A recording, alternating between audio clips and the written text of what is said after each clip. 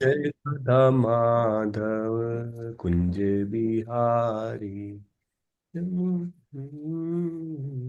जय जन रंजन यशोदा नंदन व्रज जन रंजन यमुना तीरावन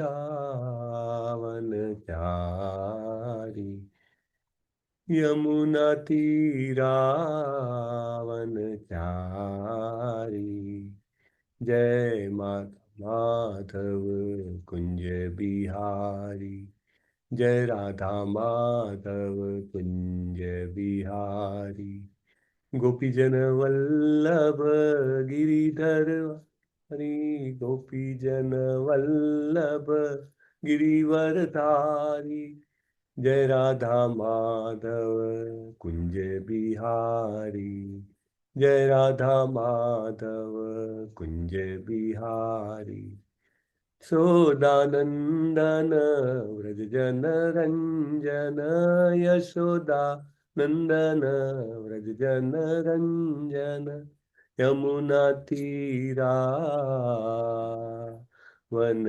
वनचारी यमुना तीरा वनचारी जय राधा माधव कुंज बिहारी जय राधा माधव कुंज बिहारी गोपी जन वल्लभ गिरिवरधारी गोपी जन वल्लभ गिरिवरधारी जय राधा माधव कुंज बिहारी जय राधा माधव कुंज बिहारी यशोदानंदन गर्ग जन रंजन यशोदानंदन व्रज जन रंजन यमुना तीरा वनचारी यमुना तीरा वनचारी जय राधा माधव कुंज बिहारी जय राधा माधव कुंज बिहारी बोल so thank you very much for joining भक्ति शास्त्री अध्याय हरे हरे कृष्ण प्रभु जी। हरे कृष्ण वेलकम सो हरे कृष्ण प्रभु जी। हरे कृष्ण वेलकम हरि बोल हरे कृष्ण प्रभु दंडवत प्रणाम। हाँ दंडवत प्रणाम प्रणाम प्रणाम प्रणाम प्रणाम जबरदस्त प्रणाम कर दिया तुमने पण मारा प्रणाम हरि बोल हम आते हैं तो दसों दिशाएं गूंजने लगती है कृष्ण कृपाले प्रभु के આજે વિક્રમી કૃષ્ણ પ્રભુ નથી દેખાતા એટલે એમને કોહોસ્ટ નથી બનાયા આવ્યા પછી બનાવશું ચાલો આપણે ગઈકાલે વાત થઈ હતી અને પહેલા પણ વાત થઈ હતી એ પ્રમાણે મંગલાચરણની પ્રાર્થનાઓ ખૂબ હૃદયપૂર્વક કરવી જોઈએ કે આ જે કંઈ પણ જ્ઞાન મેળવવાનો અથવા તો ચર્ચા કરવાનો આપણે પ્રયત્ન કરી રહ્યા છીએ તે તમારા શુદ્ધ ભક્ત એવા શિલા પ્રભુપાદ શ્રી કૃષ્ણજીના શુદ્ધ ભક્ત શિલા પ્રભુપાદ જે છે એમના અનુક બનીને કરી રહ્યા છીએ તો આપણે બધા પ્રભુપાદ અનુક છીએ પ્રભુપાદ લખે છે એમના બુકમાં આપણે કોના અનુક છીએ હા અનુક્રમ રૂપાનુગ રૂપાનુગ હે ને હરિબોલ રૂપાનુગ છીએ અને આપણે કહીએ છીએ પ્રભુપાદ અમે પ્રભુપાદ અનુક છીએ કારણ કે તમે રૂપાનુગ છો એટલે અમે તો રૂપાનુગ છીએ જ પણ અમે તમારા અનુક છીએ અને એ રીતે આપણે ભગવાનને કહીએ કે આ જ્ઞાન અમે ન કેવળ પોપટિયાની રીતે પણ આત્મ સાક્ષાત્કાર કરી શકીએ આ જ્ઞાનનો સાક્ષાત્કાર બે વસ્તુ છે ને જ્ઞાન અને વિજ્ઞાન એટલે વિજ્ઞાન એટલે રિયલાઇઝેશન એ કરી શકીએ તેવી પ્રાર્થના માટે બહુ જ હૃદયપૂર્વક મંગલાચરણ કરવું જોઈએ અને બહુ જ મહત્વ છે એટલે તો આપણે કાયમ તમે જુઓ બધી જ જગ્યાએ મંગલાચરણ બોલાય છે પ્રભુપાદે પણ સ્ટાર્ટમાં મંગલાચરણ આખું આપ્યું છે વિશુદ્ધ આપણોમાં અહમ પણ ના આવે આ જ્ઞાનથી એ પણ જરૂરી છે રાઈટ આપણને એમ થાય કે મને મારા ફેમિલીના બીજા માણસો કરતાં વધારે ખબર પડે છે અથવા તો બીજા બધા કરતાં હું સારો છું બીજા બધા તો પ્રાણીઓ જેવું જીવન જીવે છે ઘણીવાર આપણે આધ્યાત્મિકતામાં આવીએ ને તો આપણને આવો ઈગો થઈ જાય અને કે ભાઈ આ બધા તો કેવું જીવે છે કૂતરા બલાડા જેવું જીવન જીવે છે અને મારું જીવન તો કેટલું સારું છે તો ઈગો પણ આપણને આધ્યાત્મિક યાત્રામાં આડખીલી રૂપ થાય પણ જો આપણે ગુરુ મહારાજને વચ્ચે લાવીએ પ્રભુપાદને યાદ કરીએ, મંગલાચરણ હૃદયપૂર્વક કરીએ તો એ આપણને નુકસાન કરે નહીં. ઓમ અજ્ઞાનતિમિરાન્ધસ્ય જ્ઞાનાંજન શલાકયા ચક્ષુર ઉન્મિલિતમ યેન તસ્મૈ શ્રી ગુરુવે નમઃ. શ્રી ચૈતન્ય મનોભીષ્ટમ સ્થાપિતમ યેન ભૂતલે સ્વયં રૂપ કદા મહ્યમ દદાતિ સ્વપદાંતિકમ. આજે ચૈતન્ય મનોભીષ્ટમ વાળો શ્લોક છે, કોણે લખ્યો છે? કોણ બોલ્યું છે? હરે કૃષ્ણ. એનીબડી?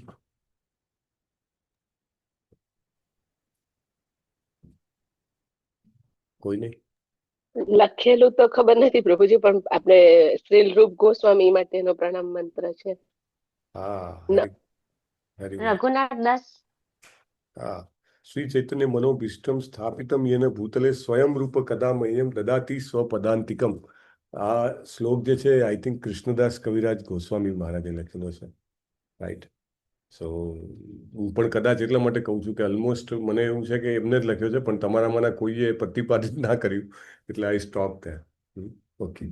વંદેહમ શ્રી ગુરો શ્રીયુત પદકમલમ શ્રી ગુરુમ વૈષ્ણવાંશ્ચ શ્રી રૂપમ સાગર જાતમ સહગણ રઘુનાથાન્વિતમ તમ સજીવમ સાદ્વૈતમ સાવધૂતમ પરિજન સહિતમ શ્રી કૃષ્ણ ચૈતન્ય દેવમ શ્રી રાધા કૃષ્ણ પાદાન સગણ લલિતાન શ્રી વિશાખાન્વિતાંશ્ચ.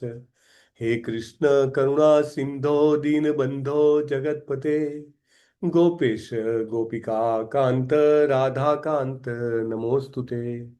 તપ્ત કાંચન ગૌરાંગી શ્રી રાધે વૃંદાવનેશ્વરી વૃષભાનુસુતે દેવી પ્રણમામિ હરિપ્રિયે. વાંછાકલ્પતરુભ્યશ્ચ કૃપા સિંધુભ્યૈવ ચ પતિતાનાં પાવનેભ્યો વૈષ્ણવેભ્યો નમો નમઃ. અનંત કોટિ વૈષ્ણવવૃંદ કી જય. શ્રીલા પ્રભુપાદ કી જય. જય શ્રી કૃષ્ણ ચૈતન્ય પ્રભુ નિત્યાનંદ શ્રી અદ્વૈત ગદાધર શ્રીવાસાદિ ગૌર ભક્તવૃંદ. હરે કૃષ્ણ હરે કૃષ્ણ કૃષ્ણ કૃષ્ણ કૃષ્ણ હરે હરે હરે હરે હરે રામ હરે હરે રામ રામ રામ રામ રામ હરે હરે હરે. હરે હરે હરે કૃષ્ણ કૃષ્ણ પ્રભુજી હરે દંડવત કૃષ્ણ પ્રણામ. પ્રભુજી દંડવત પ્રણામ. હરે કૃષ્ણ પ્રભુજી દંડવત પ્રણામ. પ્રણામ. હરે કૃષ્ણ. સો વાંચાકલ્પતરુભ્યશ્ચ આપણે બોલીએ, બધા વૈષ્ણવને પ્રણામ કરીએ છીએ. તો સૌથી પહેલા કયા વૈષ્ણવને યાદ કરવાના? હરે કૃષ્ણ. હરે સૌથી કૃષ્ણ ગુરુ પ્રભુજી, મહારાજને આપણા ગુરુ મહારાજ અને ગુરુ શ્રી પ્રભુપાદ. પ્રભુપાદ. સૌથી પહેલા ગુરુ મહારાજને યાદ કરવાના, કારણ કે આપણો સૌથી વધારે અપરાધ આપણા ગુરુ મહારાજ પ્રતિ જ થઈ જાય. એને સૌથી મોટી વાત, કારણ કે આપણે એમને આપણને જે 4 નિયમ આપ્યા હોય એ 4 નિયમમાં કંઈક આમ તેમ થઈ જાય આપણાથી, તો એ આપણો અપરાધ ગણાય. બરાબર ને? તો સૌથી પહેલા એટલે જ આપણે કરવાની. ઇવન તુલસીના પ્રદક્ષિણા કરતા હોઈએ ત્યારે પણ, યાની કાની ચપાપાની બોલતા હોઈએ ત્યારે પણ આપણા ફેરા 3 પૂરા થઈ જાય પછીનું જે આપણે કરતા હોઈએ ગુરુ મહારાજને ખાસ યાદ કરવાના, કારણ કે આપણા સિન્સ, આપણા પાપ જે છે એ ગુરુ મહારાજને લાગે નહીં. એને એટલે બહુ જ મહત્વનું છે કે આપણે આ 2 વખતે તો ચોક્કસ યાદ કરીએ. અને ત્રીજું, જ્યારે આપણે ભગવાનની સામે હોઈએ, ભગવાનને દંડવત ઓફર કરતા હોઈએ, ભગવાને કીધું છે ને કે મને પ્રણામ કરવા, હે ને? તો એ કરતા હોઈએ ત્યારે ગુરુ મહારાજનો પ્રણામ મંત્ર મનમાં જરૂર બોલવો જોઈએ. તો આ 3 વખતે ગુરુ મહારાજને યાદ કરવાથી આપણે એમના પ્રતિ થઈ રહેલા અપરાધથી બચી શકીએ અને એમનું સ્મરણ બહુ થાય. એ બહુ જરૂરી છે. એમનું સ્મરણ કરવાથી આપણે ફાસ્ટ પ્રગતિ કરી શકીએ. ઓકે, ચાલો. ગઈકાલે શું શીખ્યા એવું તમારે એક વાક્યમાં કહેવાનું, ને પહેલા ભક્ત જે કહે બીજા ભક્તે રિપીટ નહીં કરવાનું. ઓકે, હેન્ડ રેસ કરવાનો છે. એક જ વાક્ય બોલવાનું. હા, એક જ વાક્ય, હા ને, વધારે નહીં. ચાલો, લેટ અસ સ્ટાર્ટ વિથ આકૃતિ માતાજી. હરે કૃષ્ણ. હરે કૃષ્ણ પ્રભુજી દંડવત પ્રણામ. કાલે આપણે ગૃહ્યતર અને ગૃહ્યતમ વિશે થોડી ચર્ચા કરવામાં આવી હતી. હરે કૃષ્ણ. હરે કૃષ્ણ. સરસ માતાજી. તો જ્ઞાનના 3 લેવલ છે. ગુહ્ય એટલે સિક્રેટ, ગુહ્યતમ એટલે હાયર સિક્રેટ, અને ગુહ્યતર એટલે હાયર સિક્રેટ, અને ગુહ્યતમ ટોપ મોસ્ટ સિક્રેટ. હા, ચલો નેક્સ્ટ. નીલાંબરી દયાન્વિતા માતાજી. હરે કૃષ્ણ. બીજું શું શીખ્યા?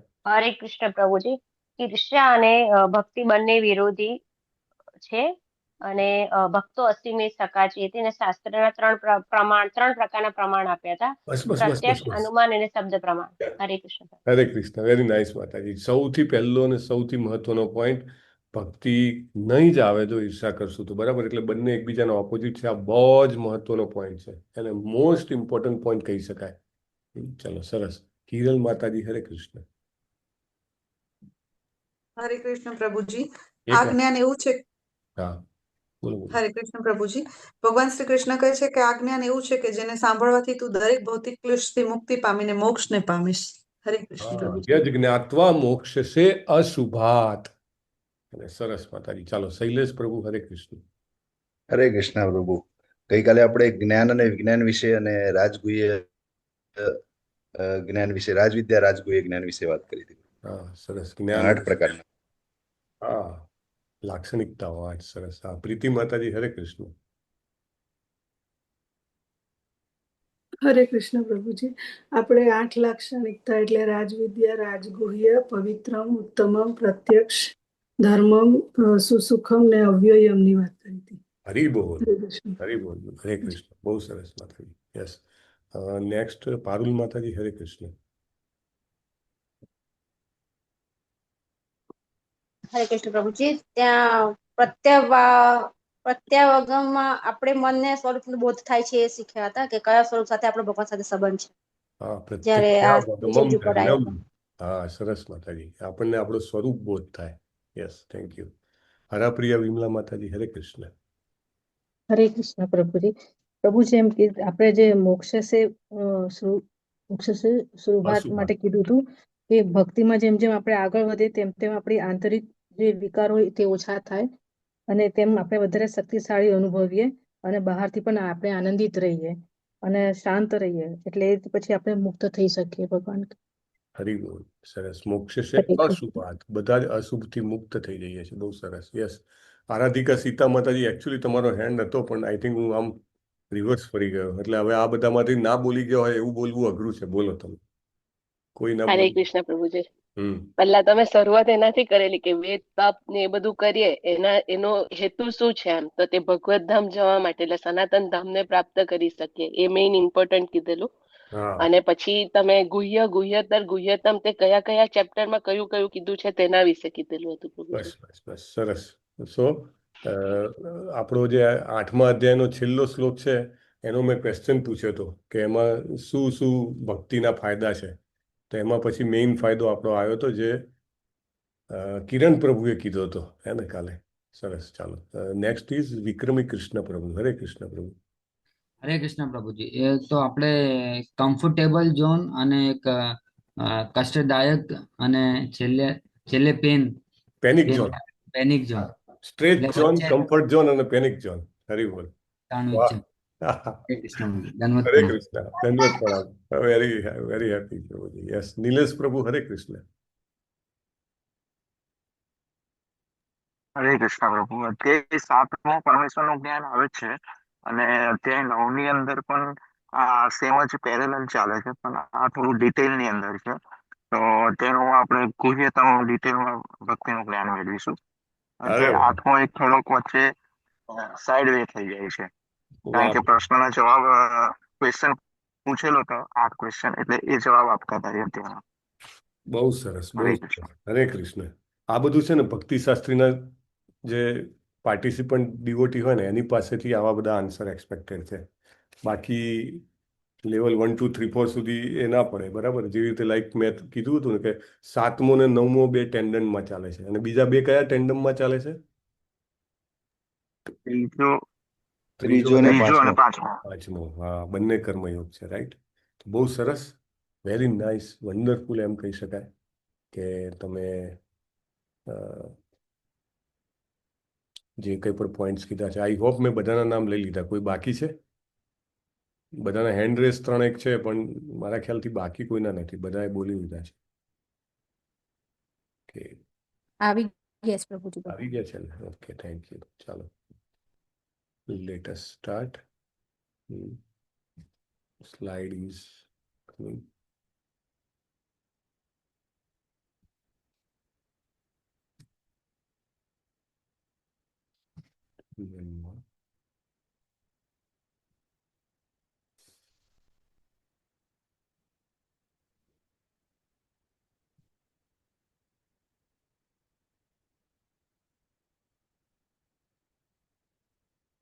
હા, બીજી એક વસ્તુની વાત થઈ હતી કે આ સૌથી મોસ્ટ કોન્ફિડેન્શિયલ છે, અને ઇવન ભક્તિ યોગના 6 અધ્યાયોના વચ્ચેના 2 અધ્યાય 9મા અને 10મા છે. એટલા માટે ભક્તિ યોગનું પણ હાર્ટ જે છે 9મા અને 10મા ચેપ્ટરમાં આપેલું છે. બરાબર, તો એ રીતે પણ એ વધારે મહત્વના છે.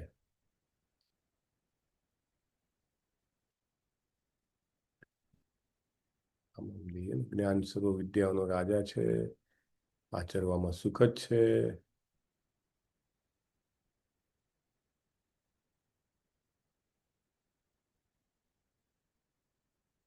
હા, જો હવે જે ત્રીજો શ્લોક છે ને એમાં શ્રદ્ધાનું મહત્વ આપ્યું છે. અશ્રદ્ધાના પુરુષા ધર્મસ્યાસ્ય પરંતપ. તો જેનામાં અશ્રદ્ધા હોય છે અથવા શ્રદ્ધા હોતી નથી, તેવા લોકો મને પ્રાપ્ત કરી શકતા નથી. અપ્રાપ્ય મામ એટલે ભગવાને 2 પ્રકારના લોકો કીધા કે જે ભગવાનને પ્રાપ્ત ના કરી શકે. એક જેનામાં શ્રદ્ધા ના હોય તે, અને બીજા કયા ખાલી હેન્ડરેસ કરવાનો. હે ને, આ એટલા માટે વારે વારે પૂછું છું ને કે આ જડાઈ જવું જોઈએ અંદર. હેન્ડરેસ ખાલી, પ્લીઝ હેન્ડરેસ કરજો. હા, શિલ્પા માતાજી, હરે કૃષ્ણ. ઈર્ષા કરનાર, ભગવાનની ઈર્ષા કરનાર. ઈર્ષા કરનાર, હરી બોલ. સરસ, બીજા બધાના જવાબ એ જ હશે એવી મને આશા છે. બીજો કોઈ જવાબ હોય તો તમે જાતે અનમ્યુટ કરીને બોલી શકો છો. ઓકે, પણ that is the only answer. એટલે 2 ક્રાઇટેરિયા કીધા ભગવાને. એક તો શ્રદ્ધા હોવી જોઈએ, અને બીજું ના હોવું જોઈએ શું? ઈર્ષા. અને આ 2 વસ્તુ મહત્વ, એક હોવી જોઈએ અને એક ના હોવું જોઈએ. અને જો શ્રદ્ધા રાખશો તો કે ભગવાને 8મા અધ્યાયના છેલ્લા શ્લોકમાં કહી દીધું કે ભક્તિ પ્રાપ્ત થશે ને મારા પરમધામને પ્રાપ્ત થશે. પણ અશ્રદ્ધા રાખશો તો અહીંયા આગળ પાછું લખી દીધું, ભૌતિક જગતના જન્મ મરણના માર્ગે પાછા આવવું પડશે. સિમ્પલ છે ને, શ્રદ્ધા રાખશું તો ભગવાનના ધામમાં જશું, ભગવાનની સાથે પ્રેમમય લેવડ દેવડ કરીશું. કેટલું અદ્ભુત જીવન હશે આપણું. અને જો શ્રદ્ધા નહીં રાખીએ તો ફરીથી માના ગર્ભમાં આવવાનું. એકદમ એર ટાઈટ પેલા કોથળામાં નામાનિષ્ઠા પ્રભુ કે તમને આમ ટૂંટીઓ વાળી અને બાંધીને કોથળામાં પૂરી દે તો તમને કેવું થોડીક સેકન્ડોમાં પણ તમે આમ ચિત્કાર પોકારી જાઓ. એવું માના ગર્ભમાં તો 9 મહિના રહેવાનું કે એવી રીતે. કેટલું ભયંકર સિચ્યુએશન છે. તો એવા જન્મ મરણના ચક્કરમાં આવવું પડે. મૃત્યુ પામે તો હજારો વીંછી ડંખ પામે એવી વેદના, તો એના માટે પણ આવવું પડે. વચ્ચે વૃદ્ધાવસ્થા અને બીમારી આવે એ પણ સહન કરવું પડે. તો શું કામ આવવું જોઈએ? બુદ્ધિશાળી વ્યક્તિ તો ના આવે. તો આ રીતે 3 શ્લોકમાં ભગવાન જે છે એમના વિશેનું આ જ્ઞાન જે છે એનું મહત્વ સમજાવે છે, અને એના માટેની લાયકાત અને ગેરલાયકાત, ક્વોલિફિકેશન અને ડિસ્ક્વોલિફિકેશન, એ રીતે એને અલગ અલગ ઇન્ફોર્મેશન આપણને આપે છે. હવે 4થી લઈને 10મા સુધીમાં ભગવાન જે છે એમનું ઐશ્વર્ય જ્ઞાન આપે છે. ઐશ્વર્ય જ્ઞાન એટલે કે એવું જ્ઞાન છે કે જે જ્ઞાનથી આપણને આ ભગવાનનું આ ભૌતિક જગત સાથે ની લેવડ દેવડ કેવી છે એ ખબર પડે. અને નહીં તો ઇટ ઇઝ વેરી ડિફિકલ્ટ ને. કોઈ કે ભગવાન તો કે એ બેઠા છે કે ગોલોકમાં, કે તમે પેલો ગોલોકા ચાર્ટ જોયો? બાપ રે, કેટલો દૂર છે કે ગોલોક ગ્રહ, તો કે ગોલોક જે કંઈ પણ ધામ છે એ તો વચ્ચે કેટલા બધા આપણા ભૌતિક જગતના 6 અલગ અલગ લોક આવે છે ને પછી પાછા ઉપર જાઓ આધ્યાત્મિક જગત ને. બાપ રે, તો કે ભગવાન એટલે દૂર બેઠા છે ને અહીંયા આગળ એમને શું લેવા દેવા, શું ખબર પડે? તમે અહીંયા આગળ જગતમાં આવો તો ખબર પડે કે અમને કેટલું દુઃખ છે એવું કે ને. તો એ સમજાવવા માટે ભગવાન આ ભૌતિક જગતના સર્જનમાં, એના વિનાશમાં, એના પાલન પોષણમાં કેવી રીતે સંકળાયેલા છે એ વિશેનું જે ભેદ છે, એ જે જ્ઞાન છે, એ ભગવાન 4થી લઈને 10મા શ્લોકમાં અર્જુનને કહે છે. અર્જુનના દ્વારા આપણને બધાને કહે છે. એને હવે આમાં ઘણી બધી એક્સરસાઇઝીસ છે, પણ મને એવું લાગે છે એકવાર આપણે એક સાથે બધી એક્સરસાઇઝ 20-20 મિનિટમાં એક એક્સરસાઇઝ પકડીએ આપણે તો 1 કલાક આખો એક્સરસાઇઝ પર જાય. તો એના ઉપર કરશું. બેસિકલી અહીંયા આગળ 4, 5, 6, 7, 8, 9 ને 10 એ શ્લોકમાં શું આવે છે તે અહીંયા કીધું છે. કે આખું સર્જન જે છે 4થા શ્લોકમાં કીધું કે કૃષ્ણ પર ટકે છે.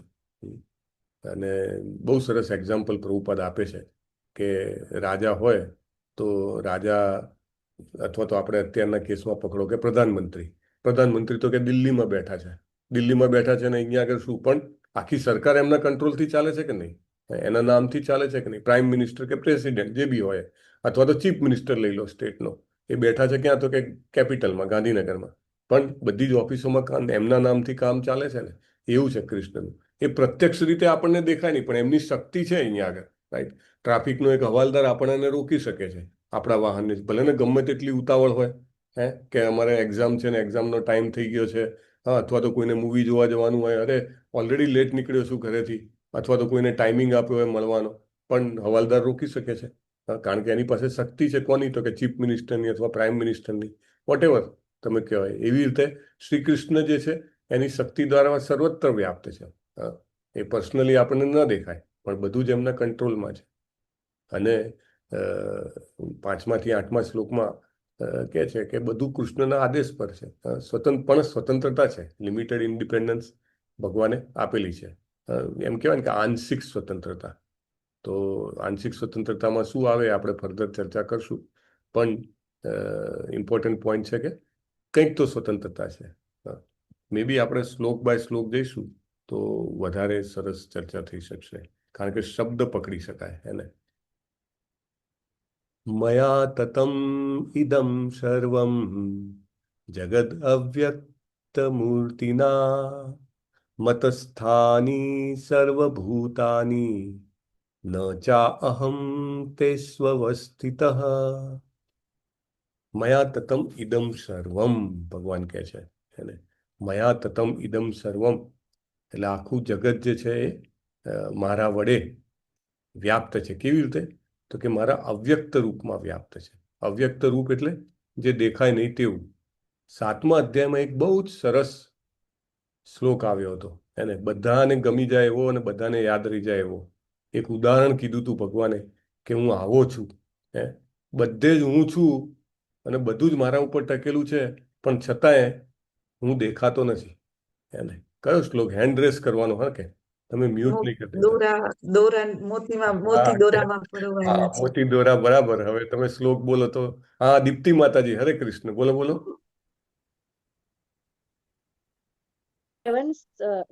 સ્ત્રોત્ર એવો મણી, મને એક્ઝેક્ટ આખો યાદ નથી આવતો પ્રભુ. મતઃ પરતરમ ના અન્યદસ્તિ ધનંજય મયી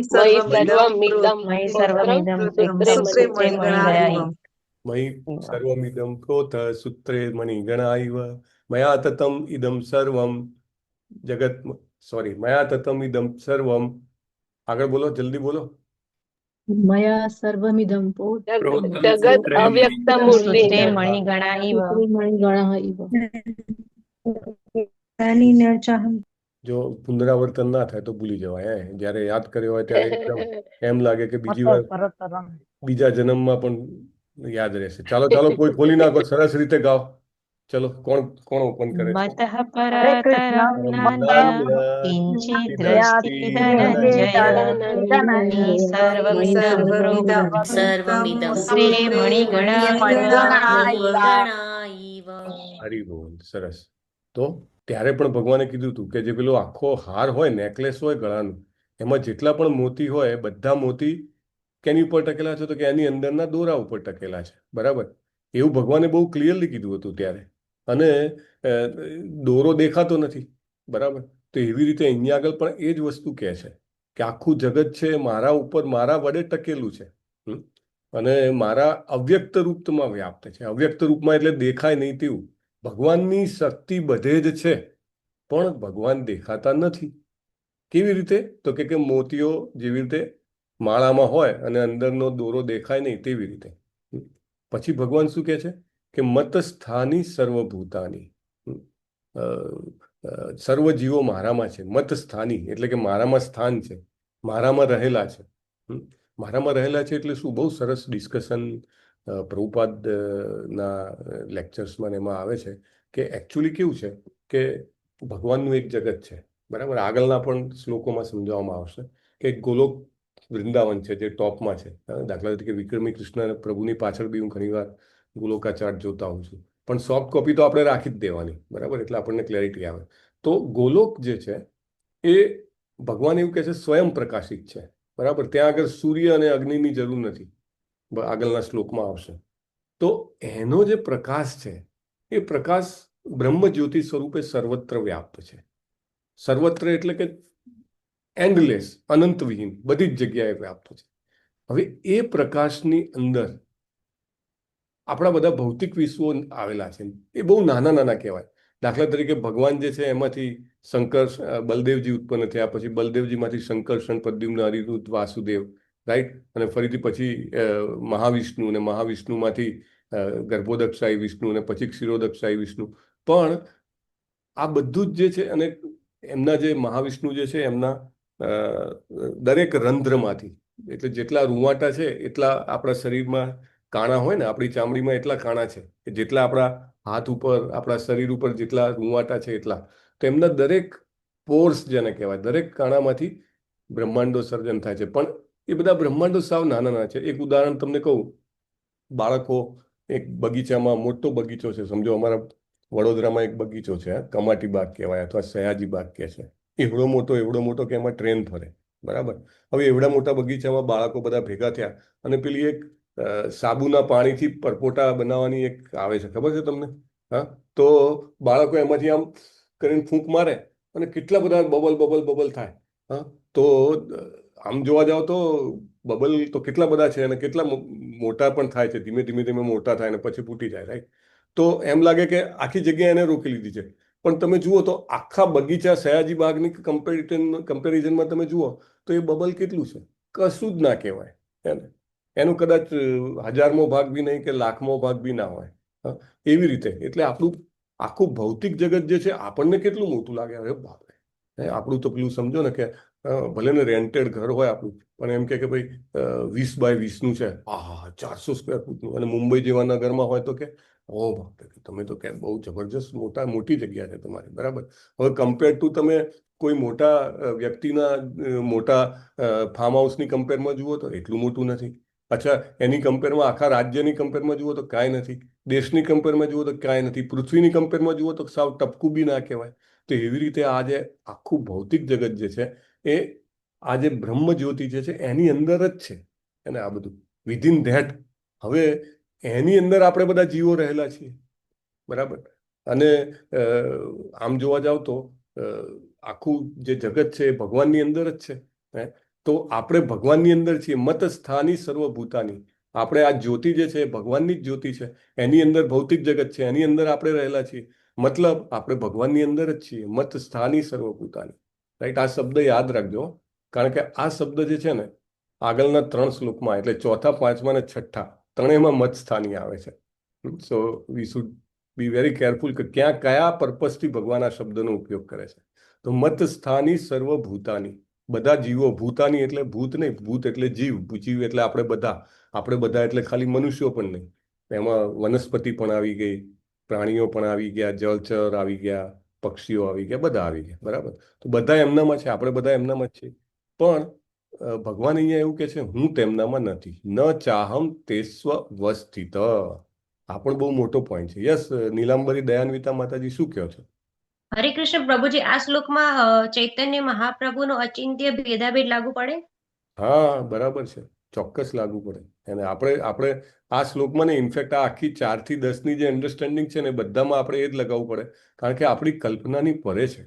એને આપણે ખાલી એમ કહી શકીએ કે આપણે કદાચ કલ્પના કરી શકીએ, પણ કલ્પનાની પરે છે. હવે અહીંયા આગળ પણ ભગવાન શું કહે છે, આ શબ્દો પણ બહુ જ નોંધવા જેવા છે. એને તમે ધ્યાન કરશો ને તો બહુ જ મુશ્કેલ છે સમજવા, ટેકનિકલ છે. ગઈકાલે આપણે ખાલી 2 જ શ્લોકમાં, 3જો શ્લોક તો જસ્ટ ટચ કર્યો હતો, કારણ કે 2 શ્લોકમાં જ આપણે આખો 1 કલાક જતો રહ્યો. અહીંયા આગળ પણ આ 4 થી જે આગળના 4, 5 ને 6 તો ઇનફેક્ટ એટલા બધા ટેકનિકલ છે. ઘણા બધા ભક્તોએ એટલા સરસ લેક્ચર આપ્યા છે કે આપણે આમ એમ થાય કે સાંભળ્યા જ કરીએ. Anyway, coming back to the point, ન ચાહમ એટલે ચા અને હમ એવું થયું ના, ચ અને હમ, બરાબર ને. એટલે હું તેમનામાં નથી, ભગવાન એવું કહે છે, હું તેમનામાં નથી. અરે શું વાત કરો છો ભગવાન, તમે તો કીધું તું, આપણે ચર્ચા થાય છે ને ભગવાન પહેલા પણ કહે છે કે ભગવાન જે છે એ જ્યારે દરેક જીવ અથવા તો દરેક વસ્તુ છે એમાં પ્રવેશ કરે છે. કયા તરીકે પ્રવેશ કરે છે? Open to all. પરમેશ્વર પરમાત્મા, બરાબર, અથવા ક્ષીરોદક્ષાઈ વિષ્ણુ, બરાબર. તો ભગવાન એવું કેમ કે છે કે હું તેમનામાં નથી? એકચ્યુઅલી આના માટે પણ એક બહુ સરસ દાખલો છે કે દાખલા તરીકે હરે કૃષ્ણ. હા, નીલાંબરી દયાન્વિતા માતાજી, શું કહો છો? પ્રભુજી હું કહું, ભગવાન છે ને એ તો ગોલોક વૃંદાવનમાં ત્રિભંગ ભૂલી ગઈ પ્રભુજી, ત્રિભંગ સુંદર લલિત માં એ છે, અને એ ગોલોકમાં જ નિત્ય નિવાસ કરે છે ભગવાન તો. અને ત્યાંથી એમના 27 અવતાર, પૂર્ણ અવતાર, એ વિસ્તારો અહીં આવે છે. અને પરમાત્મા સ્વરૂપે ભગવાન બધાના હૃદયમાં રહે છે. ઓરિજિનલ ભગવાન તો ત્યાં વૃંદાવન ગોલોક ધામમાં જ રહે છે. ઓકે, સરસ. એક અન્ડરસ્ટેન્ડિંગ એ પણ છે. હરે કૃષ્ણ. એક અન્ડરસ્ટેન્ડિંગ એ પણ છે. અને એકચ્યુઅલી બીજો એક અન્ડરસ્ટેન્ડિંગ છે કે મત સ્થાની સર્વભૂતાની. હા, નિલેશ પ્રભુ, બોલો, કંઈ કહેવાનું હતું તમારે? હા, પહેલા એકવાર તમે સમજાવ્યું હતું પ્રભુજી કે પ્રભુપાદના પુસ્તકો આપણી પાસે છે, એટલે પ્રભુપાદ પણ કહે છે કે પુસ્તકોમાં જ છે, એટલે એવું જરૂરી નથી કે પ્રભુપાદ જાતે હોય, પણ પુસ્તકો સ્વરૂપે છે. હરી બોલ. વાવ, વેરી નાઇસ પ્રભુ, જબર, સરસ કનેક્ટ કર્યું તમે. ખૂબ આનંદ થયો. Thank you. સો અહીંયા આગળ એવું છે કે મત સ્થાની સર્વભૂતાની, એનો એક અર્થ એ થાય છે કે દાખલા તરીકે એક કુટુંબ છે, એ કુટુંબમાં એક કામવાળા છે. કામવાળા એટલે કેવા? પહેલા ખબર છે કે મુંબઈમાં ને બધામાં ફૂલ ટાઈમ રામા રાખ્યા હોય. રામા એટલે કે આખો દિવસ તેમના ઘરમાં જ રહે અને એક નાનકડું જગ્યા કે ઓરડી આપેલી હોય, ત્યાં સૂઈ જાય, બરાબર. અને સવારે ઉઠીને પેલા ઘરના ઉઠ્યા હોય એ પહેલા એમને સમજો ચા જોઈતી હોય, નાસ્તો જોઈતો હોય, બધું બનાવીને રાખે.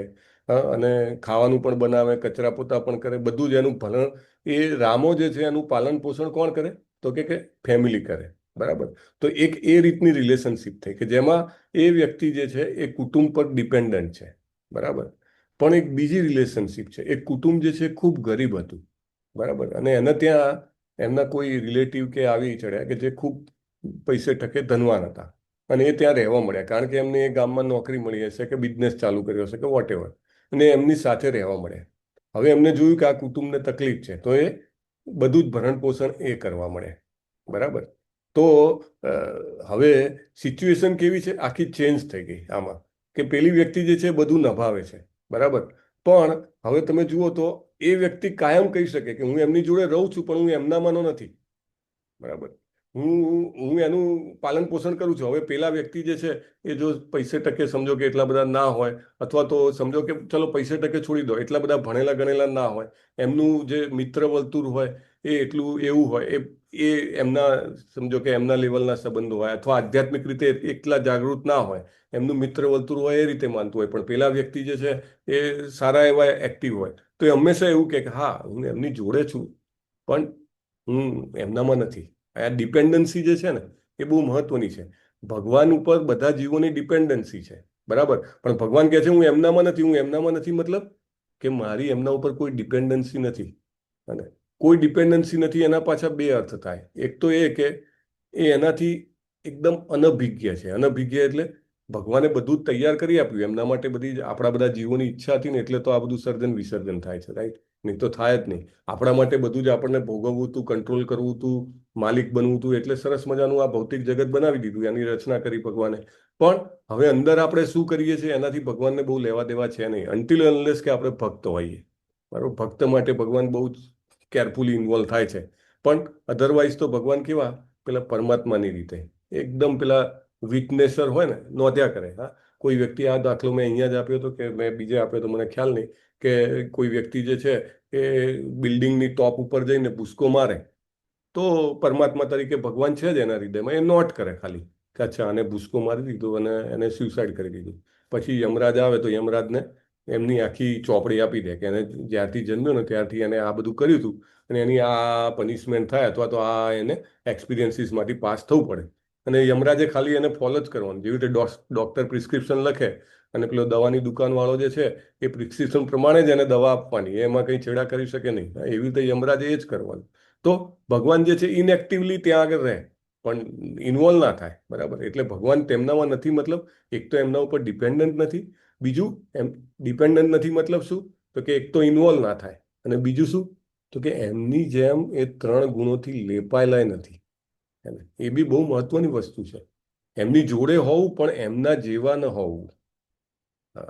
આ વસ્તુ ઘણી વાર બને. તમે જુઓ, એક જ ઘરમાં આખું એક ઘરમાં ઘણા બધા વ્યક્તિઓ હોય, પણ એક વ્યક્તિ હોય એ સમજો કે એને ભગવદ્ ગીતાનું બહુ જ મતલબ ઇન્ટરેસ્ટ હોય, તો એ વ્યક્તિ ધીમે ધીમે વાંચે અને પોતાનું જીવન પરિવર્તિત કરી નાખે. એમની જોડે જ રહે પણ એ એમના જેવો ના હોય. એમની પેલા બધાને સવારના ઉઠે એટલે નાળીઓ તૂટે ચા ના મળે તો, અને આ જે છે એકદમ મસ્ત રામ.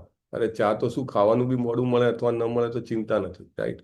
તો ભગવાનમાં આ બધી ક્વોલિટીઝ છે. એક તો એ ડિપેન્ડન્ટ નથી આપણી ઉપર, એટલે કે છે ન ચાહમ તે સ્વવસ્થિતમ. બીજું કારણ છે કે એ આપણે અહીંયા આગળની જે કંઈ પણ પ્રક્રિયાઓ થાય એનાથી પ્રભાવિત નથી થતા. બરાબર, તો એ બીજું કારણ છે ન ચાહમ તે સ્વવસ્થિતમ.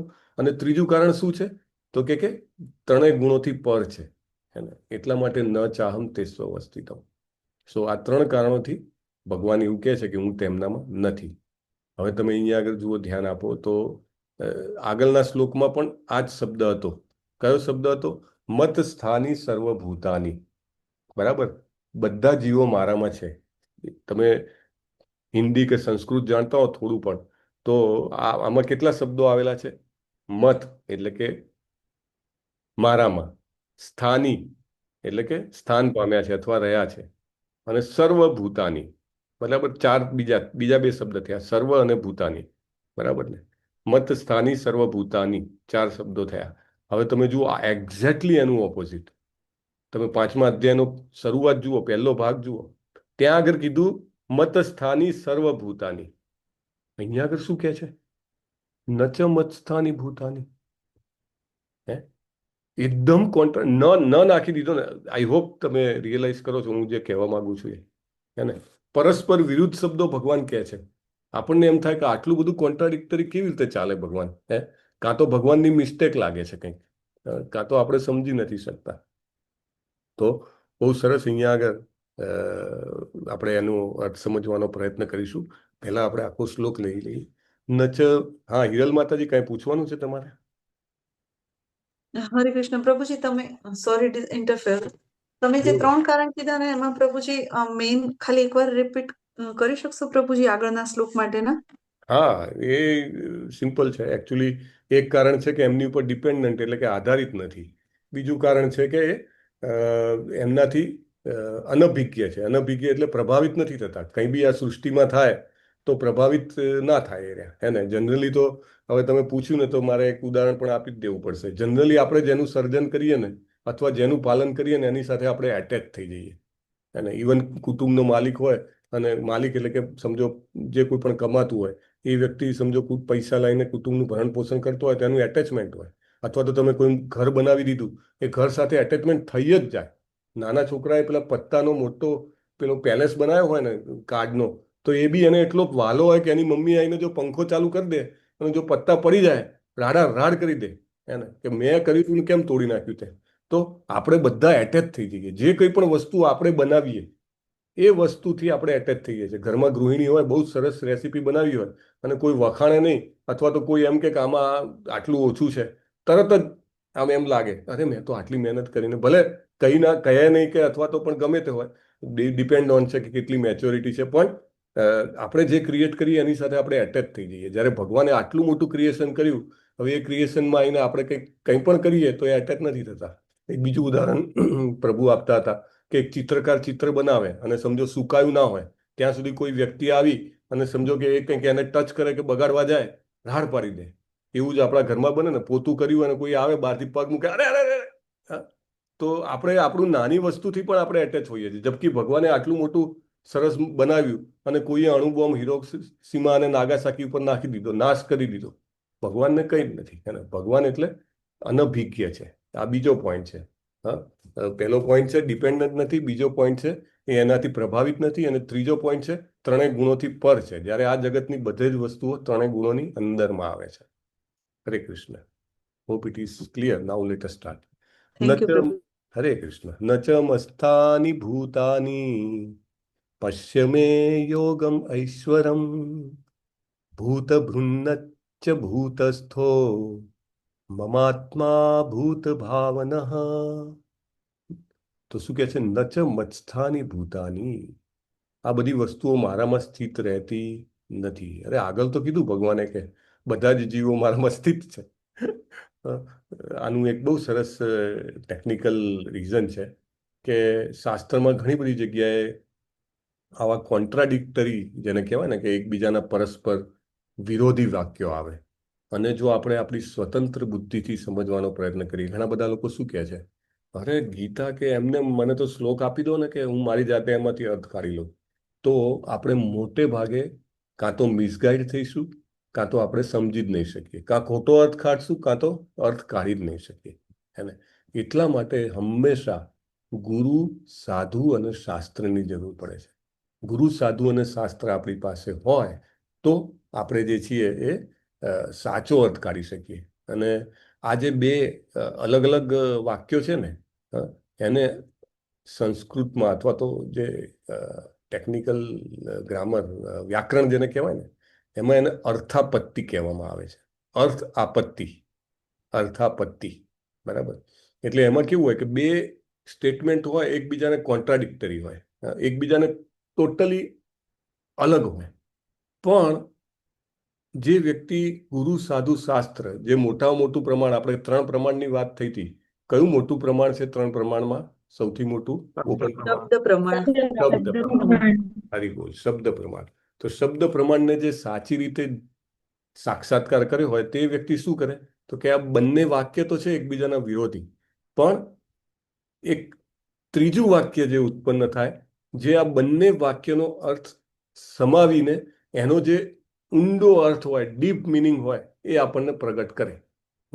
સો દાખલા તરીકે એક ઉદાહરણ છે કે એક વાક્ય છે કે દેવદત્ત નામનો વ્યક્તિ જે છે એ આખો દિવસ કશું જ ખાવાનું ખાતો નથી. આ પહેલું વાક્ય, સ્ટેટમેન્ટ નંબર 1.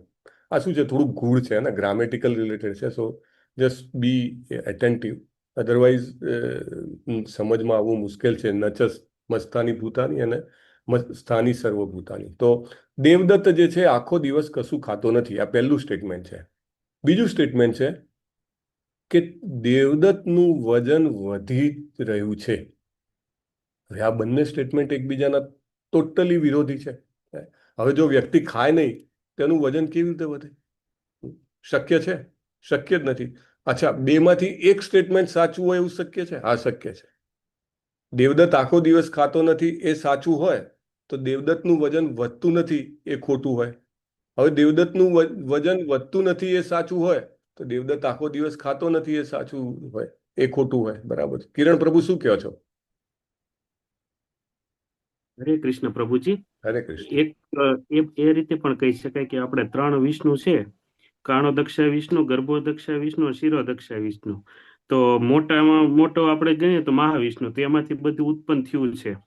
અને એક બાજુ છે શિરોદક્ષા વિષ્ણુ, તો ન્યાય નાનામાં નાનું સ્વરૂપ છે. એટલે એક બાજુ એમાંથી બધું ઉત્પન્ન થયું છે અને એક બાજુ સાવ નાનું સ્વરૂપ છે. આપણે આ ચર્ચા થઈ છે પ્રભુ પહેલા. એટલે નાના સ્વરૂપથી એ બધામાં છે અને મોટા સ્વરૂપથી બધું એમનામાં છે. બરાબર ને? એટલે વી ડિસ્કસ. વેરી નાઇસ પ્રભુ, થેન્ક યુ. સો આ જે છે પર્ટિક્યુલર પોઈન્ટ એમાં છે કે દેવદત્ત જે છે એ આખો દિવસ કશું ખાતો નથી અને આ દેવદત્ત જે છે એનું વજન વધી રહ્યું છે. એ બે એકબીજાના વિરોધી છે. પણ ત્રીજું એક સ્ટેટમેન્ટ એમાં આપીએ કે દેવદત્ત જે છે, કેવું સ્ટેટમેન્ટ કરી શકાય? જસ્ટ ગેસ કરો કોઈ. હા, ચલો, late us start with Nilesh પ્રભુ. હરે કૃષ્ણ. દેવદત્તનું વજન વધી રહ્યું હતું એટલે હવે ખાતો નથી. અચ્છા, હરી બોલ. વેરી નાઇસ પ્રભુ. યસ, વિક્રમી કૃષ્ણ પ્રભુ શું કહો છો? હરે કૃષ્ણ પ્રભુજી. સેમ હતું નિલેશ પ્રભુજીએ જે કીધું એ જ કહેવાનું. હરી બોલ. ચાલો, આજકાલ લોકો એટલા વેઇટ કોન્શિયસ થઈ ગયા છે ને, એ ઇન્ડસ્ટ્રી સૌથી વધારે ચાલે છે. હા, આનંદ પ્રભુ બોલો. આનંદ ચરણ પ્રભુ. હરે કૃષ્ણ. હરે કૃષ્ણ પ્રભુ. દેવદત્તનું વજન વધી રહ્યું હતું એટલે તે કંઈ ખાતો નથી. હા, એ જ મતલબ જે ઓકે, હિરલ માતાજી કંઈક નવું છે આના સિવાય?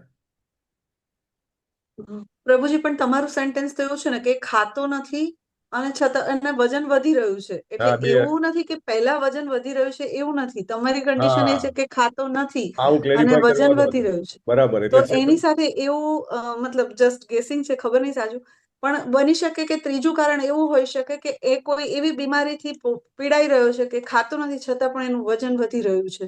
અચ્છા, સરસ, ગુડ એટેમ્પ્ટ. હવે હું જે સ્ટેટમેન્ટ કહું છું એ સાંભળજો કે દેવદત્ત જે છે, પહેલું મેં સ્ટેટમેન્ટ શું કીધું? દેવદત્ત આખો દિવસ ખાતો નથી, અને બીજું સ્ટેટમેન્ટ એ કીધું કે દેવદત્તનું વજન વધ્યા કરે છે. હવે હું જે ત્રીજું સ્ટેટમેન્ટ કહું છું એવું છે કે દેવદત્ત છુપી રીતે રાત્રે ખાય છે, આખો દિવસ તો નથી ખાતો. બરાબર, તો એમાં આ બંનેનું ક્લેરિટી આવી ગઈ. બંને સ્ટેટમેન્ટ સાચા છે એ બી પ્રૂવ થઈ ગયું કે દેવદત્ત ખાતો નથી, એ પણ પ્રૂવ થઈ ગયું, અને દેવદત્તનું વજન વધે છે, શું કામ વધે છે એ પણ પ્રૂવ થઈ ગયું. બરાબર, બંને સ્ટેટમેન્ટ આમાં કનેક્ટ થઈ ગયા. તો ક્લેરિટી આવી ગઈ. એટલે અર્થાપત્તિ જે છે એને ઇંગ્લિશમાં પોસ્ટુલેશન કહેવાય છે, અને POSTULATION, પોસ્ટુલેશન. એટલે કે બે વિરોધી ઉદ્ગારમાંથી આપણે કેવી રીતે એક વધારે ડીપ મિનિંગ વાળો અર્થ કાઢી શકીએ. અને મોટે ભાગે આ જે છે એક પ્રમાણ હોય છે, જેવી રીતે આપણે શબ્દ પ્રમાણ, અનુમાન પ્રમાણ એ રીતે વાત કરીએ છીએ, મોટું શબ્દ પ્રમાણ. તો શબ્દ પ્રમાણ જે છે એ આપણને હેલ્પ કરે છે કે આપણે કેવી રીતે એમાંથી અર્થ મેળવી શકીએ. હે ને? દાખલા તરીકે ગજેન્દ્રની પ્રાર્થનાઓ આવે છે. ગજેન્દ્રની પ્રાર્થના બહુ જ ફેમસ છે, ઘણા બધા લોકો કરતા હોય છે, અને ઘણીવાર એવું અમુક ભક્તોએ કીધું પણ છે કે જ્યારે ખૂબ તકલીફમાં હો ત્યારે હૃદયપૂર્વક ગજેન્દ્રની પ્રાર્થનાઓ રેગ્યુલર કરવી જોઈએ, જેટલા દિવસ તકલીફ ચાલે. પછી ધીમે ધીમે આપણે તો પ્રેમ પ્રાપ્ત કરવો છે ને, આપણે કંઈ થોડું આર્ત ભક્ત કામ પૂરું થયું એટલે ભૂલી જવાનું. નહીં તો પછી સુગ્રીવ ભગવાનના મહાન ભક્ત પણ થોડો ટાઈમ માયાની કવરમાં આવી ગયા હતા, તો આપણે તો પછી ક્યાં ખોવાઈ જઈએ. એનીવે, તો આ જે ગજેન્દ્રની પ્રાર્થના છે એમાં એ ભગવાનને બહુ સરસ રીતે બોલાવે છે. અરૂપ ઉર રૂપય નામ આશ્ચર્ય કર્મણે. એટલે બે શબ્દો વાપરે છે, એક અરૂપ અને અરૂપ એટલે કે ભગવાનનું કોઈ સ્વરૂપ નથી અથવા તો કોઈ ફોર્મ નથી. બરાબર, અને ઉર રૂપાય એટલે કે એમના અનેક અવતારો છે, અનેક સ્વરૂપો છે. તો એ કેવી રીતે? તો કિરણ પ્રભુએ હમણાં કીધું એમ કે ભગવાન જે છે એમનું એક પોઈન્ટ એવો છે કે એમના જે ગોલોકનું સ્વરૂપ છે એમાંથી અનેક અવતારો પ્રગટ થયા. બરાબર, અનેક રૂપો આવ્યા. બીજું શું છે કે ભગવાનનું કોઈ ભૌતિક સ્વરૂપ નથી, અને આપણા જેવું ભૌતિક સ્વરૂપ નથી. ભગવાનનું સ્વરૂપ દિવ્ય છે, એટલા માટે એમને અરૂપ કીધેલા છે. હવે માયાવાદી લોકો શું કહે? અરૂપ એટલે કે એમનું સ્વરૂપ નથી. ના, એવું નથી. ભગવાન આપણા કરતા વધારે સુંદર, વધારે શક્તિશાળી અને દિવ્ય સ્વરૂપ છે. એમની પણ આપણા જેવી જ ઇન્દ્રિયો છે, પણ આપણી ઇન્દ્રિયો ભૌતિક છે, એમની ઇન્દ્રિયો દિવ્ય ઇન્દ્રિયો છે. રાઈટ? તો અહીંયા આગળ ભગવાન કહે છે કે મારા વડે ઉત્પન્ન થતી બધી વસ્તુઓ મારામાં સ્થિત રહેતી નથી. મારામાં સ્થિત રહેતી નથી, અને આગળ એમ કીધું કે બધા જીવો મારામાં સ્થિત છે. એ બંને સાચી જ વાત છે. બેઝિકલી એને સમજવા માટે આપણે ત્રીજું અને ચોથું વાક્ય આ શ્લોકનું સમજવું જોઈએ. ત્રીજા અને ચોથા વાક્યમાં એક્ઝેક્ટ ઓપોઝિટ મેટર આપેલી છે. એને તો ભૂત ભૃન્નચ્ચ ભૂતસ્થો મમાત્મા ભૂત ભાવન. હવે જેની પાસે બુક, બધાની પાસે બુક તો છે, પણ મારે પર્ટિક્યુલરલી આમાં શબ્દાર્થ એક વ્યક્તિ વાંચે.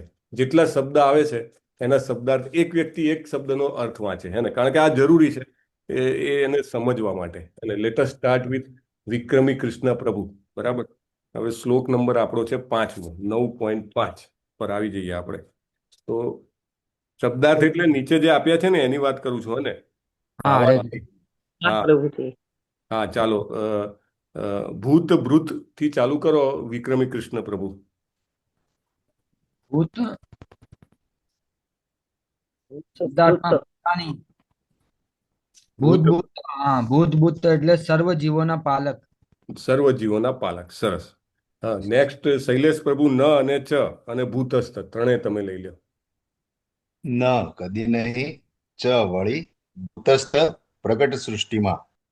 હા, અને પછી મમ અને આત્મા એ આકૃતિ માતાજી લઈ લો. હરે કૃષ્ણ પ્રભુજી. હા. મમ એટલે કે મારો અને આત્મા એટલે કે આત્મા. હરે કૃષ્ણ. હરે કૃષ્ણ. હા. રમણ મંજરી માતાજી ભૂત ભાવન. હરે કૃષ્ણ. ભૂત ભાવના સર્વ સર્જનના સ્તોત્ર. હરી બોલ. સરસ. અને દીપ્તિ માતાજી તમે આખો અનુવાદ વાંચો એઝ ઇટ ઇઝ જે પ્રભુપાદે લખ્યો છે તે. હરે કૃષ્ણ. અનુવાદ બાય શીલ પ્રભુપાદજીની જય. તેમ છતાં મારા વડે ઉત્પન્ન બધી વસ્તુઓ મારામાં સ્થિત રહેતી નથી. મારા યોગ ઐશ્વર્યને તો જો કે હું સર્વ જીવોનું પાલન કરતા છું અને સર્વત્ર વ્યાપ્ત છું, છતાં હું આ જગતનો અંશ નથી, કારણ કે હું તો સર્જનનો મૂળ સ્ત્રોત છું. હરે કૃષ્ણ. હરે કૃષ્ણ. તો અહીંયા આગળ પ્રભુપાદ આપણને સમજાવે છે કે આ બધી જ વસ્તુઓ મારામાં સ્થિત રહેતી નથી. એનો અર્થ શું? એકચ્યુઅલી ગ્રીક એટલે કે રોમન લોકો જે છે ને એમના ગોડ દરેક જેટલી સંસ્કૃતિઓ છે એ બધી પોતપોતાની વિકાસ પ્રમાણે એમને ધર્મ શોધ્યો અને ભગવાનની પરિભાષા કરી. રાઈટ. તો એવી રીતે ગ્રીક સંસ્કૃતિના જે દેવતા ગોડ છે એમનું નામ છે એટલસ. અને એટલસ જનરલી બતાવવામાં આવ્યા છે કે એકદમ ઘરડા વ્યક્તિ અને એ આખો પૃથ્વીનો ગોળો પોતાના ખભા ઉપર ઉપાડીને જઈ રહ્યા છે. બરાબર. એટલે એનો મતલબ શું કે પૃથ્વીનો આખો ભાર એમની ઉપર છે અને એટલે થાકેલા અથવા તો એમને વજન લાગે છે. જ્યારે અહીંયા આગળ ભગવાન કહે છે કે આ બધી વસ્તુઓ મારામાં ઉત્પન્ન છે પણ મારાથી ઉત્પન્ન છે પણ મારામાં સ્થિત રહેતી નથી. એનો મતલબ શું કહે છે કે મને એનો ભાર લાગતો નથી. એને ભગવાનને આપણે પેલું આવે છે ને કે ભગવાન જે છે આગળ આવશે ભગવદ્ ગીતામાં એમની શક્તિના સ્ફુલ્લિંગ માત્રથી આખા જગતને ધારણ કરેલું છે. જસ્ટ બાય એમની એક ઈચ્છાથી, એક વિલથી. એમને કઈ અલગથી મહેનત જ નથી કરવી પડતી. એમની શક્તિ જ આ બધું કરે છે.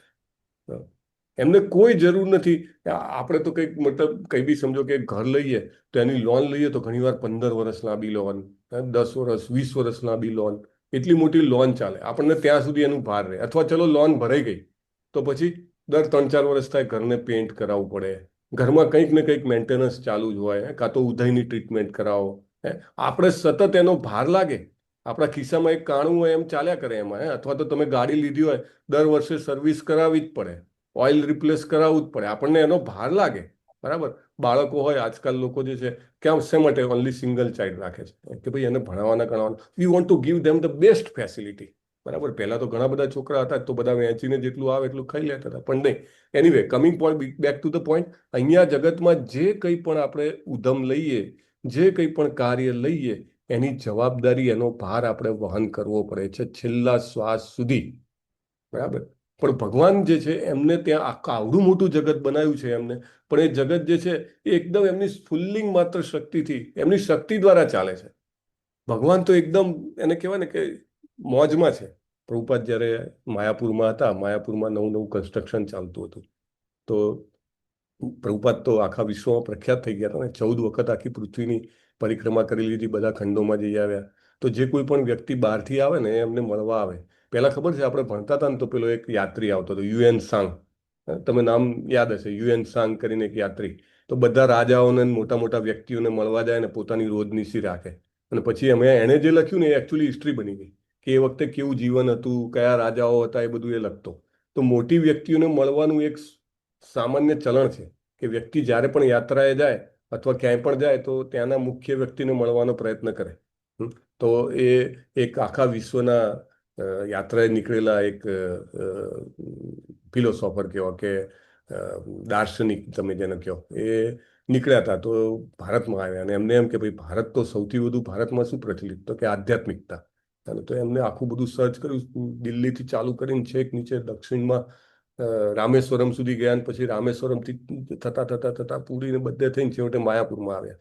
એટલે પ્રભુપાદ કે તમે આખું ભારત ફર્યા? એટલે કે હા, કે હું આખું ભારત ફર્યો. કે વાહ વાહ, કે તો તમે શું જોયું? કે ભારતમાં કે સ્પિરિચ્યુઆલિટી જબરજસ્ત છે કે લોકોના કણ કણમાં, કે ભલે ને વ્યક્તિ સમજો કે એક ખેડૂત હોય સાવ નાનો અને જેમ તેમ કરીને એનું આખું ચાલતું હોય, પણ એ ડેફિનેટલી સ્પિરિચ્યુઅલ તો હોય જ છે. કે એટલે એ મોટી વાત છે. હા, તો કે તમે બીજું શું જોયું? કે કેટલા બધા દેવતા છે? કે મેં એવું જાણ્યું કે 33 કરોડ દેવતા છે. કે હા, કે તમારી વાત સાચી છે. કે તો પછી કે બીજું શું જોયું? કે મેં જોયું કે જગદંબા જે છે અને કે પછી કે શિવજી છે અને કે ગણેશજી પણ મહારાષ્ટ્રમાં જબરજસ્ત છે અને કે બધા જાત જાતના અને ભાત ભાતના દેવી દેવતા છે. તો કે તમને શું લાગ્યું, ફાઇનલી તમને શું લાગ્યું આટલા બધા દેવી દેવતા છે? તો કે ના, પણ મને વાત તો તમારી સાચી લાગે છે. કે શું, કે કઈ વાત મારી સાચી લાગે છે? અને તમે કહો છો ને કે કૃષ્ણ ભગવાન છે, બરાબર લાગે છે. કેમ, કે તમને એવું કેમ લાગે છે?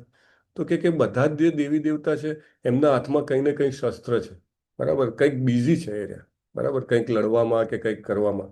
પણ એક આ તમારા કૃષ્ણ છે કે એ જે છે એ વાંસળી જ વગાડે છે ને એકદમ પોતે જ જોયફુલી આનંદ કરે છે. મોટી કંપની હોય તો એમાંનો માલિક હોય કે બહુ કામ ના કરતો હોય, રાઈટ, એ કંઈક મીટિંગ કરે ને પાર્ટી કરે ને એ બધું કર્યા કરે, તો કે મેઇન માણસ આ જ લાગે છે, રાઈટ. તો એવી રીતે ભગવાને આખું મોટું જગત બનાવ્યું, પણ એમને કશી જ મહેનત નથી કરવી પડતી, નોટ એટ ઓલ. આ બધું સ્વાભાવિક રીતે એમની એક નાનકડી શક્તિ માત્રથી ચાલ્યા કરે છે. એવું કહે છે ને, અસુરોને મારવા હોય, ભગવાનને અહીંયા જન્મ લેવાની જરૂર જ નથી. ખાલી એમને ઈચ્છા કરી હોત તો કંસ મરી ગયો હોત, રાવણ મરી ગયો હોત, પણ એમને લીલા કરવી છે, ભક્તોને આનંદ આપવો છે અને ભવિષ્યમાં આવનારા ભક્તો માટે સરસ મજાનું ભાગવતમ મૂકી જવું છે, એટલા માટે એ આવ્યા, બરાબર. સો ઇમ્પોર્ટન્ટ ઇઝ કે અહીંયા આગળ ભગવાન કહે છે કે આ બધી વસ્તુઓ મારામાં સ્થિત નથી, મતલબ એનો ભાર નથી ઉપાડતો, બરાબર, એનો ભાર મને લાગતો જ નથી, એ એકદમ નેચરલી ચાલ્યા કરે છે. એટલે આગળના શ્લોકનો ને આ શ્લોકમાં બેઝિકલી પર્પસનો ફેર છે. એમાં ભગવાનની જે અચિંત્ય ભેદાભેદ શક્તિ, જે માતાજી હમણાં કીધી ને, એ શક્તિ છે. ભગવાન સ્વાભાવિક રીતે પોતાના ધામમાં અદ્ભુત લીલાઓ કરી રહ્યા છે અને સ્વાભાવિક રીતે આટલા અગણિત જગતો ઉત્પન્ન થયા અને અગણિત જગતમાં અગણિત જીવો જે છે એમનું લાલન પાલન સ્વાભાવિક રીતે જ થઈ રહ્યું છે. એક સરસ સિસ્ટમ મૂકી દીધી એમને, કર્મ અને એના ફળની સિસ્ટમ. તો આપણે જેવું કર્મ કરીએ એવું ફળ મળે જાય, જન્મ મૃત્યુનું ચક્ર ચાલ્યા કરે. અન્ટિલ અનલેસ આપણે વિચારીએ કે મારે કૃષ્ણ પાસે પાછા જવું છે, અન્ટિલ અનલેસ આપણે એવું નક્કી કરીએ કે ના, મને પ્રભુપાદ મળ્યા અને પ્રભુપાદના શબ્દો પર જવું છે, તુરંત ભગવાન આપણામાં ઇન્ટરેસ્ટ લઈ લે.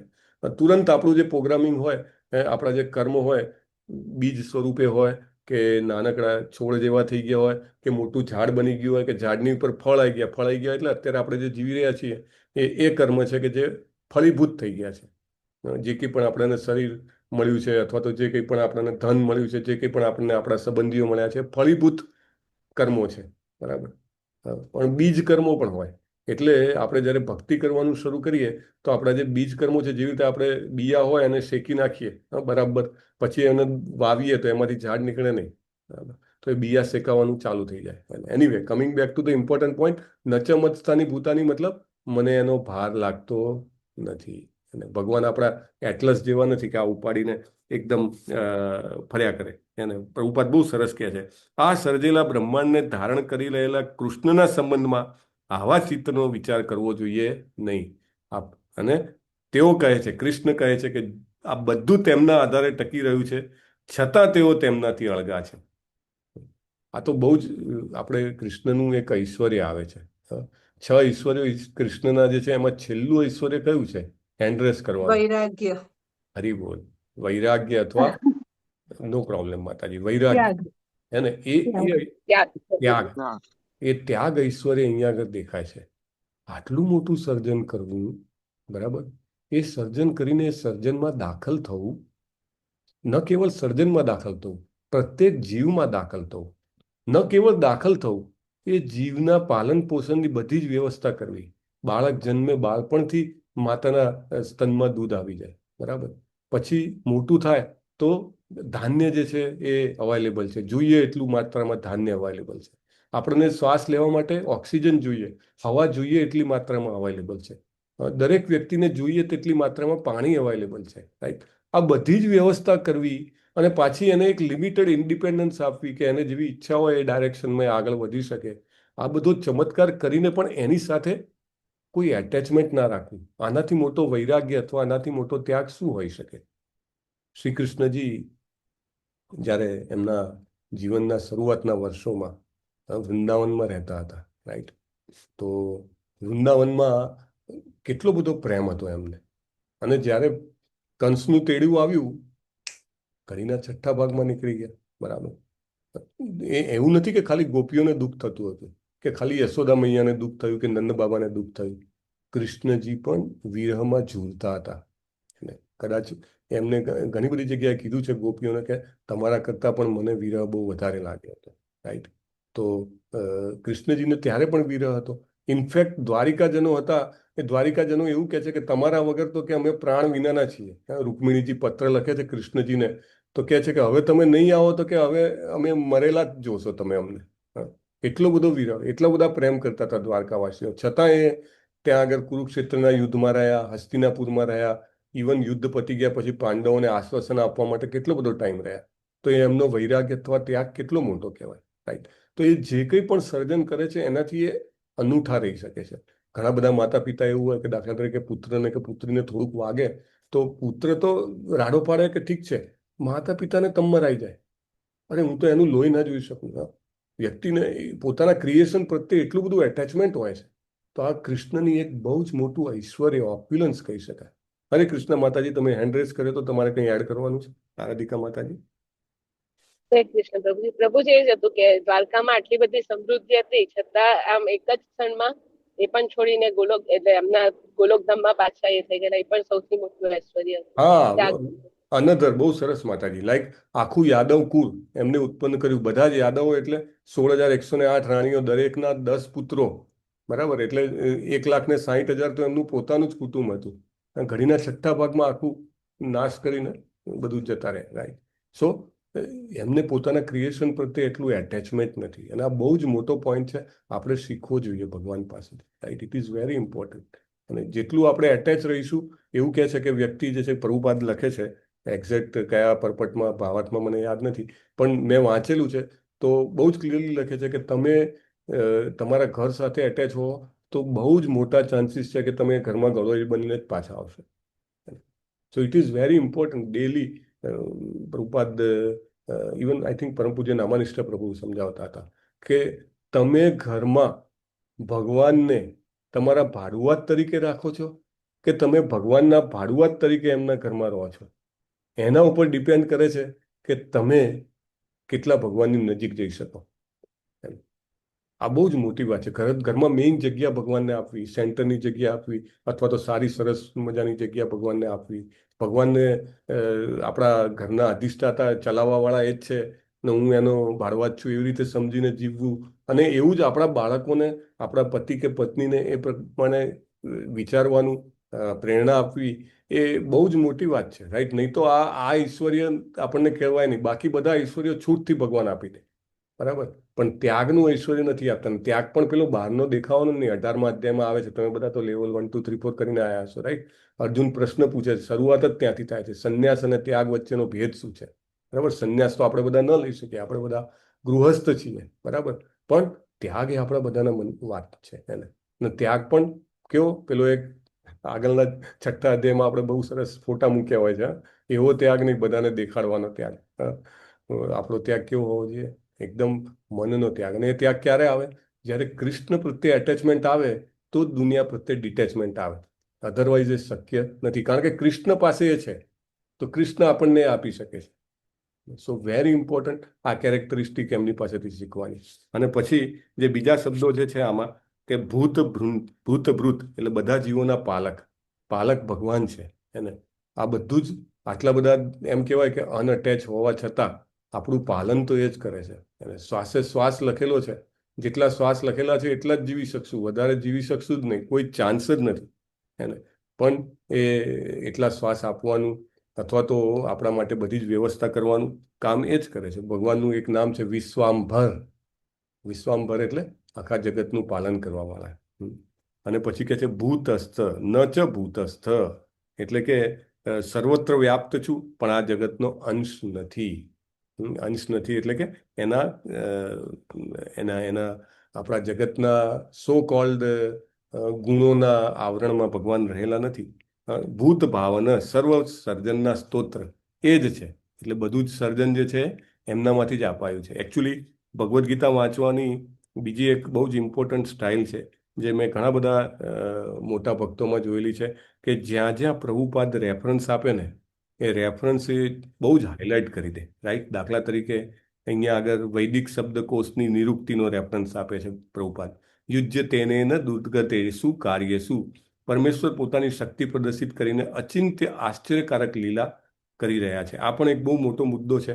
મોટા ભાગે જે માયાવાદી હોય છે તે લોકો એવું કહેતા હોય છે કે કૃષ્ણ જે છે ને ડેફિનેટલી એક ઐતિહાસિક વ્યક્તિત્વ હતા, બરાબર, બહુ મહાન પોલિટિશિયન હતા, બહુ હોશિયાર વ્યક્તિ હશે, જ્ઞાની હશે, કદાચ ભગવદ્ ગીતા પણ હરે કીધી છે. કૃષ્ણ પ્રભુજી કયો ને એટેન્ડન્સ મૂકે.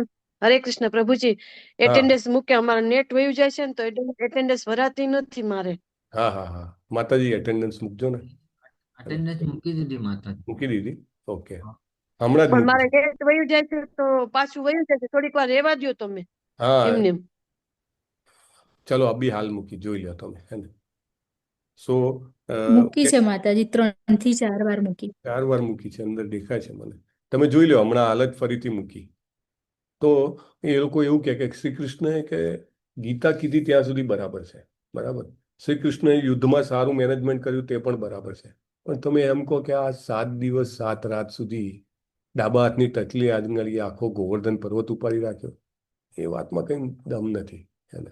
અને સાવ 11 વર્ષના હતા ને કે મોટા રાક્ષસોને કંસને મારી નાખ્યો ને એ બધી કંઈ, એ બધી પોકળ વાતો છે, પાછળથી જોડી દીધી છે, લોકો એવું કહે છે. આ માયાવાદી લોકો. પણ પ્રભુપાદ બહુ મોટી વસ્તુ કહે છે કે આ એમની અચિંત્ય આશ્ચર્યકારક લીલા છે. જો આપણે એના ઉપર શ્રદ્ધા ના મૂકીએ તો 3જા શ્લોકમાં ભગવાને કીધું એમ જે શ્રદ્ધા નથી મૂકતા એ જન્મ મરણના ચક્રમાં પાછા આવે છે. ભગવાન છે અને ભગવાનની શક્તિ અચિંત્ય છે, અને એ અચિંત્ય શક્તિના કારણે ભગવાન અચિંત્ય લીલા કરી શકે છે. એક ભરોસો હોવો, એક વિશ્વાસ હોવો, અને એને આપણે કેળવવાનો પ્રયત્ન કરીએ, વારે વારે ભગવાનની એ લીલાઓ સાંભળીએ, જેથી કરીને આપણો વિશ્વાસ વધારે ને વધારે દ્રઢ થાય. આપણે આંખો બંધ કરીને લીલાઓનું સ્મરણ કરી શકીએ, રાઈટ, ભગવાનની અદ્ભુત લીલાઓનું સ્મરણ. જો એવું કરીએ તો આપણે જે છે આપણી શ્રદ્ધા વધે, અને તો આપણે ભગવાનની જે આ અચિંત્ય શક્તિ જે છે એને સમજી શકીએ.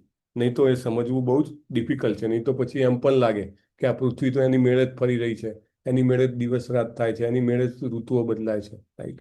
સો દેન આપણે આ ભગવાનના શબ્દોને સમજી શકીએ નહીં. We will stop it here because we have already reached our time.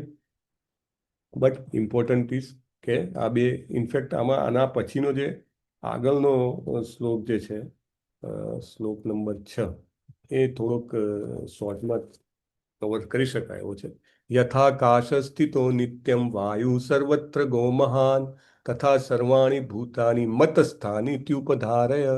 તમે જોયું, 4થા, 5મા, 6ઠા 3 શ્લોકમાં મતસ્થાની શબ્દ આવે છે. તો આપણે સમજવું જોઈએ કે એનું દરેક શ્લોકની સાથેનો એક મિનિંગ સ્લાઇટલી ડિફરન્ટ છે.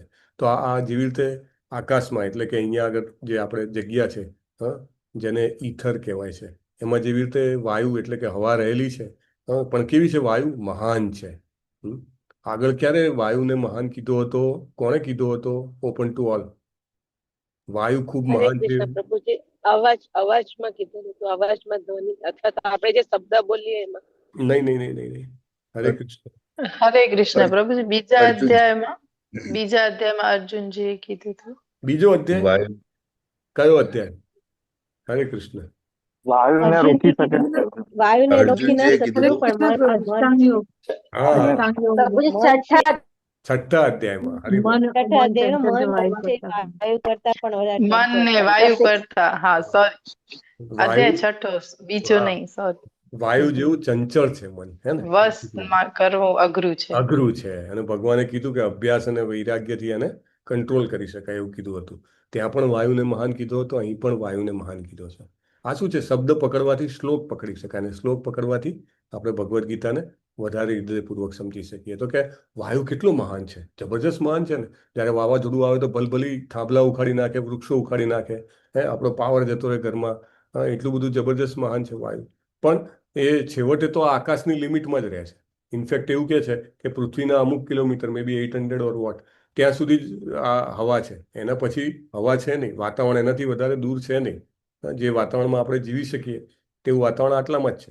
એટલે ભલે હવા ગમે તેટલી જોરથી વાતી હોય, ઘણીવાર આપણે શિયાળો છે અત્યારે, તો અત્યારે ઘણીવાર તમે વૃંદાવનમાં સમજો કે મદન મોહનમાં જાઓ ને, મદન મોહન ક્યાં આવેલું છે વૃંદાવનમાં? એ જગ્યાને શું કહે છે?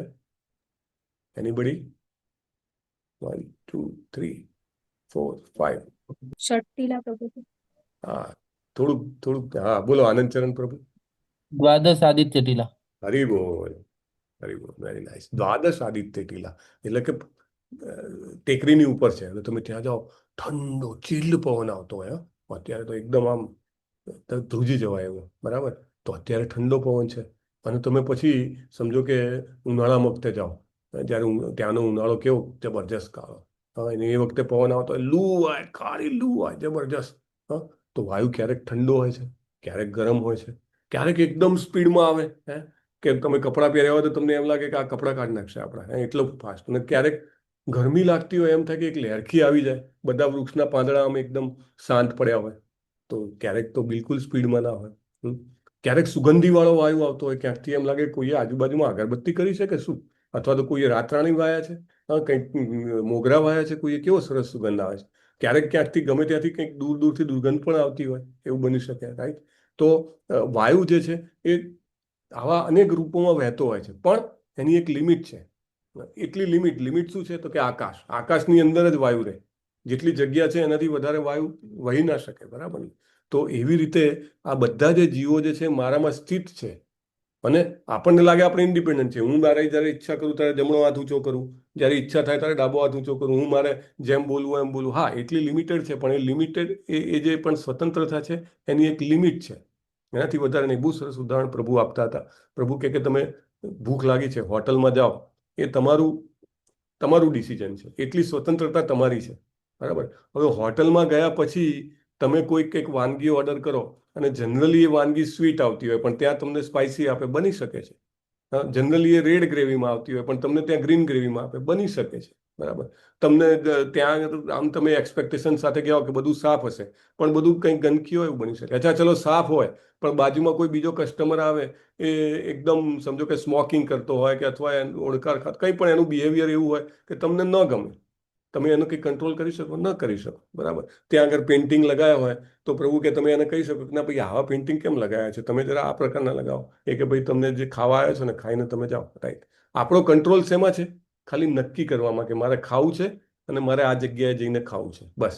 એટલે આપણે નક્કી કર્યું કે મારે ઇન્ડિપેન્ડન્ટલી ભોગવવું છે, ઇન્ડિપેન્ડન્ટલી કંટ્રોલ કરવો છે, ઇન્ડિપેન્ડન્ટલી માલિક બનવું છે. એટલી આપણી સ્વતંત્રતા. આપણને જન્મ આપી દેવામાં આવ્યો. ક્યાં જન્મ મળશે ખબર નહીં, ક્યાં આગળ મૃત્યુ થશે ખબર નહીં. આ સર્જન જે છે એનું વિસર્જન ક્યારે થઈ જશે? કોઈ કે 2020માં થઈ જવાનું હતું ને પછી દર વર્ષે આવે 2026માં થશે, ને આપણા હાથમાં કશું છે? કોઈ નહીં. મૃત્યુ થવાનું હોય તો કે 10 દિવસ આપી દો, ભીષ્મ પિતામહ ખેંચી પાડે છે, એવી રીતે આપણે ખેંચી પાડી શકીએ? નહીં. વી હેવ નો કંટ્રોલ, બરાબર. એટલે લિમિટેડ ઇન્ડિપેન્ડન્સ છે. જેટલું જીવી રહ્યા છીએ એટલા સમયમાં ભગવાનને ભજવા છે કે નથી ભજવા, ગુરુ મહારાજનું કહ્યું કેટલું માનવું છે, પ્રભુપાદના પુસ્તક કેટલા વાંચવા છે, આપણા કંટ્રોલમાં એટલું છે, બરાબર. પણ આગળનું બધું એ લિમિટમાં જ છે, એનાથી વધારે આપણે જઈ શકીએ નહીં. તો વાયુની પણ એક લિમિટ છે આકાશની અંદર. એવી રીતે આપણા બધાને લિમિટેડ ઇન્ડિપેન્ડન્સ આપેલી છે. We'll end it today. વાંછા કલ્પતરુભ્યશ્ચ કૃપા સિંધુભ્ય એવ ચ પતિતાનામ પાવનેભ્યો વૈષ્ણવેભ્યો નમો નમઃ. અનંત કોટી વૈષ્ણવવૃંદ કી જય. શ્રીલા પ્રભુપાદ કી જય. હરે કૃષ્ણ હરે કૃષ્ણ હરે રામ